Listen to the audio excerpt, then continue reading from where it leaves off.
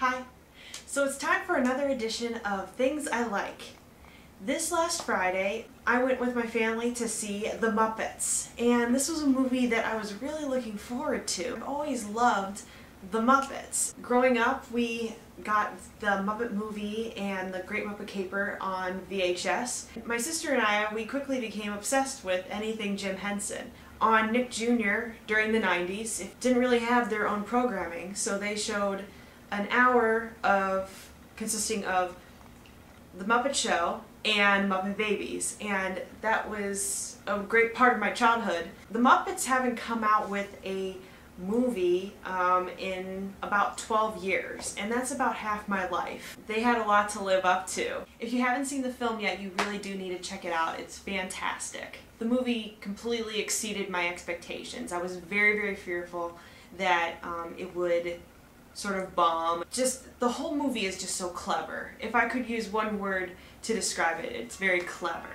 This movie has so many laugh out loud moments with sight gags or puns, and I'm not really a pun person, but it was just really, really funny. Really good moments, a lot of surprises. Jason Segel and Amy Adams do an incredible job in this film, but it's not about them. It's about the Muppets and each of their characters, and not even about the actors. Like, the actor cameos are there, and you're like, oh, okay, that's so-and-so, but it's not all about them. I love how there was a lot of references to the history of the Muppets, or bringing back things that were in previous films or part of the Muppet Show, and I love that they did that for the fans, you know? The music is absolutely fabulous in the film.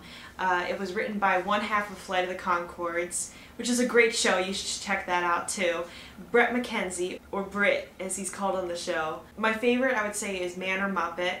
I think that's the shining moment of the film, is that song. I don't want to ruin the ending for you, but I feel like a lot in Hollywood there's that always, we wrapped it up in an hour and a half and everything worked out and happily ever after. But I felt like the ending was a little bit of a surprise, and it wasn't a, like, hey, everything works out great for the Muppets. I think what makes the Muppets so interesting and so unique is that it's really an art. Jason Segel, he talked about this in interviews where he said that he felt sad that there's a whole generation of people.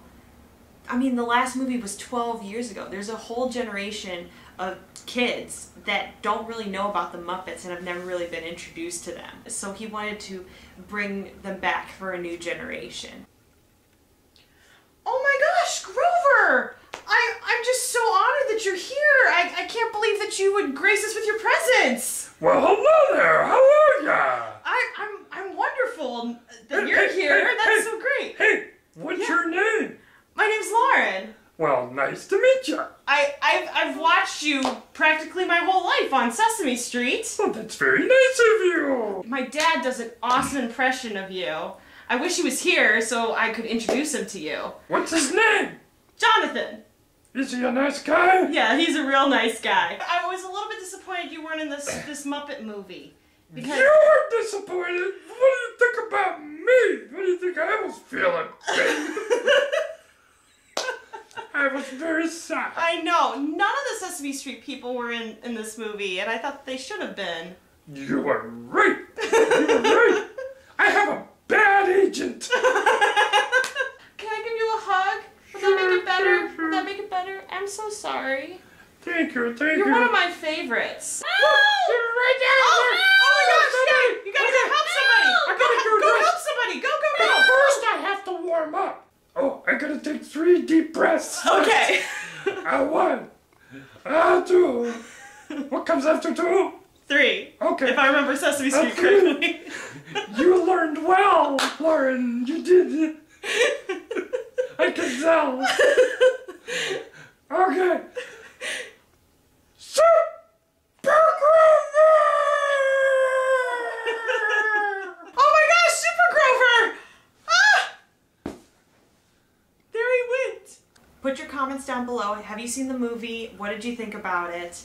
If you haven't seen the movie, who is your favorite Muppet, if you have a favorite Muppet. Me, it's actually a three-way tie, and I know that might be cheating, but you know, this is my show, so I can do whatever I want. First one, The Great Gonzo. Second one, Animal. And the third one would be Grover from Sesame Street. I'm going to end this vlog with a cover of Rainbow Connection.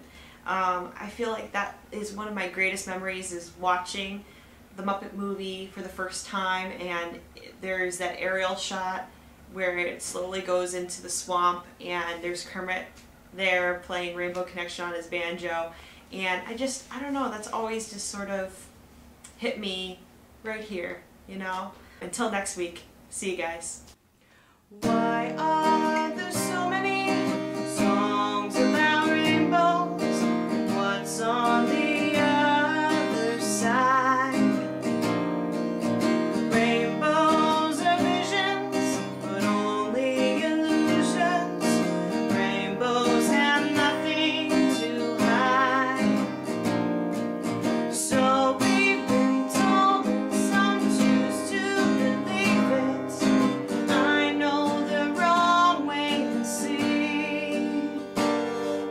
Someday we'll find it, the rainbow connection.